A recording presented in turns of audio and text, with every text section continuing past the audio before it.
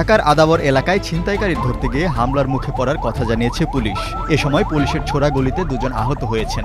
Police বলছে গুলিবিদ্ধ দুজন ছিনতাইকারী পুলিশের উপর হামলা চালালে আত্মরক্ষার্থে তারা গুলি ছুড়েছেন।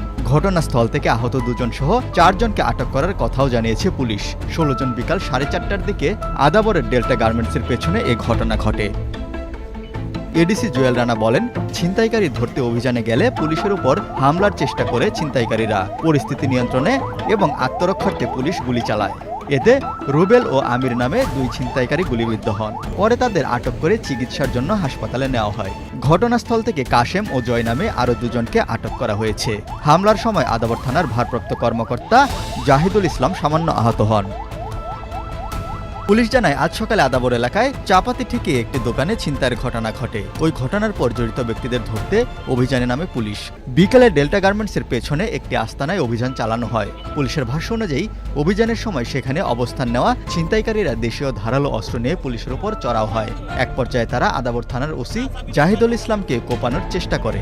এতে ওসি সামান্য আহত হন। পুলিশের দাবি, আটক ব্যক্তিরা একটি সংঘবদ্ধ ছিনতাইকারী চক্রের সদস্য। সকালে সংগঠিত ছিনতাইয়ের ঘটনায় তাদের সম্পৃক্ততার বিষয়টি খতিয়ে দেখা হচ্ছে। তদন্তের স্বার্থে তাদের জিজ্ঞাসাবাদ করা হচ্ছে বলে জানিয়েছে পুলিশ।